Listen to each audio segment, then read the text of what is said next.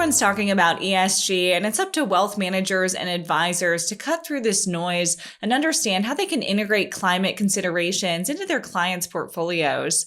I'm here now with Sarah Greenberg, Managing Director, MSCI, to talk about how to put this into practice. Sarah, could you share a little bit more about MSCI's role within the industry? Jenna, thanks so much for having me on. MSCI is the largest ESG and climate research and index provider globally. We have more than 2,600 clients that we support in building ESG and climate capabilities, and our team is more than 580 ESG experts and technologists.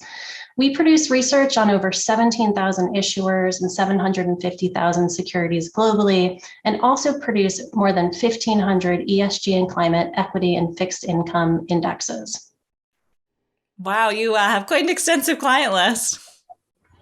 We sure do. Our clients range in different types of segments. We work with global pension funds, foundations, and endowments, also with traditional asset managers, wealth managers, hedge funds, and banks. And you're getting the sense that climate just continues to grow in importance and be top of mind for investors across the globe. That's right. Climate is the single greatest challenge facing humankind. And there's a recognition that due to the climate risks that we see every day, from floods to wildfires to droughts, that the time to act on climate is now. We at MSCI have noted that the transition to a low carbon economy is going to require the greatest reconstruction of our economy since the Industrial Revolution. And we're seeing that both policymakers and capital market participants are acting. We've seen in Europe, the EU, UK, and Canada have made commitments to cut emissions and reach net zero by 2050. And the US has pledged to cut our emissions in half by 2030. As a result, there's so much action from various capital market participants. So we saw a group of central banks and financial supervisors establish something called the Network for Greening the Financial System. We've seen the Net Zero Asset Owners Alliance, the Net Zero Asset Manager Initiative, Net Zero Insurance Alliance, and MSCI is a founding member of the Net Zero Service Providers Alliance. And our mission is really to help capital market participants build climate risk capabilities. And you mentioned your work with wealth managers and advisors. How is MSCI working with them to help make sense of their clients' portfolios when it comes to climate? It's a great question. So MSCI offers really extensive climate data. We cover more than 10,000 issuers, and we provide 700 climate-related data points, from carbon emissions to an assessment of a company's transition policies to their physical risk. As we look across wealth managers and how we're supporting them building climate capabilities, there's really three core things that we're helping them do. So the first is build out due diligence processes. So where they're already looking at fund managers and looking at evaluating climate related strategies and funds, we're offering them data that they can use to supplement their traditional due diligence process. So if you have a fund manager that's offering a climate strategy, the wealth manager can assess if they're actually delivering the climate benefit that they say they are.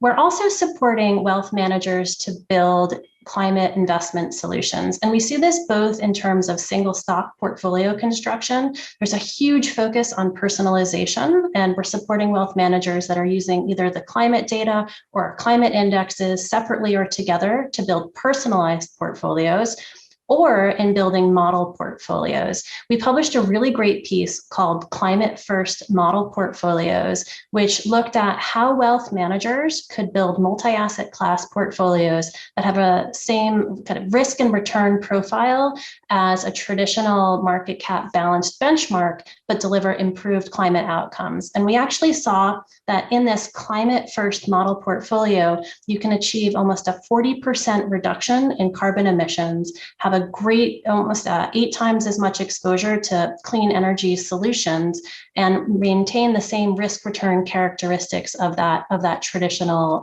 market cap exposure. So some really exciting work. The other thing that I would mention is that In addition to the portfolio construction and due diligence, there's a really heavy emphasis on reporting and transparency. And we're supporting both asset managers like iShares, who's now publishing our implied temperature rise metric on their public website for their ETFs, to offer transparency into investors in their fund. But we're also supporting wealth managers who are integrating climate data into the reporting and transparency they provide their clients.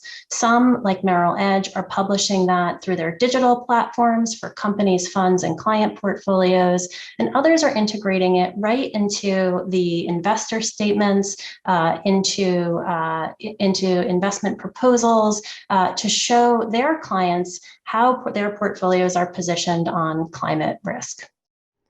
You mentioned implied temperature rise as one of the tools that can be used to understand climate impact. Sarah, could you tell us a little bit more about what this metric illustrates? Sure. We're really excited about this new metric. It takes a 2-degree warming budget and assesses across 10,000 companies, looking at their current and future greenhouse gas emissions, considering the emissions reduction targets that they've made, and delivers a degree warming to which they're aligned. And we do that both for these 10,000 companies, but we also aggregate it for a family of 65,000 funds, including mutual funds and ETFs.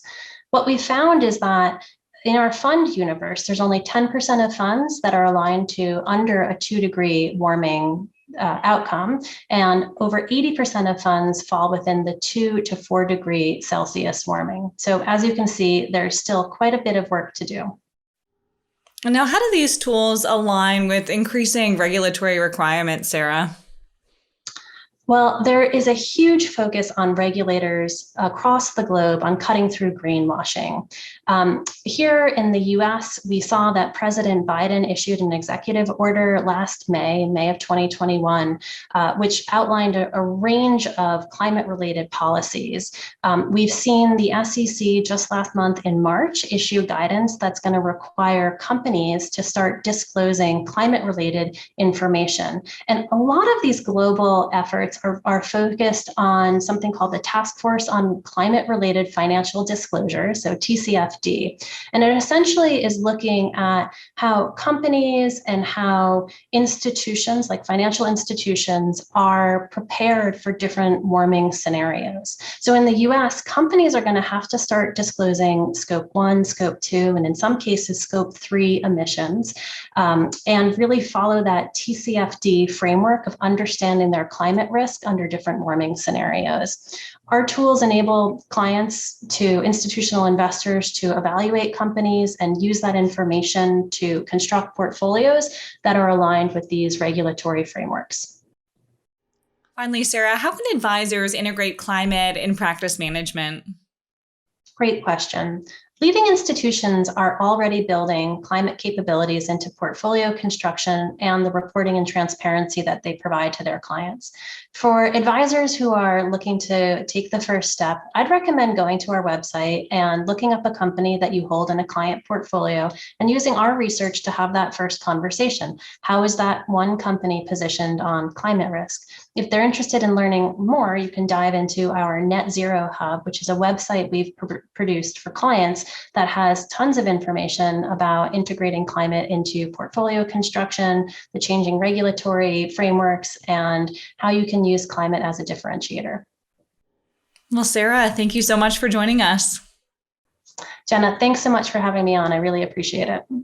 And thank you to everyone out there watching. Once again, that was Sarah Greenberg, Managing Director, MSCI. I'm Jenna Dagenhart with Asset TV.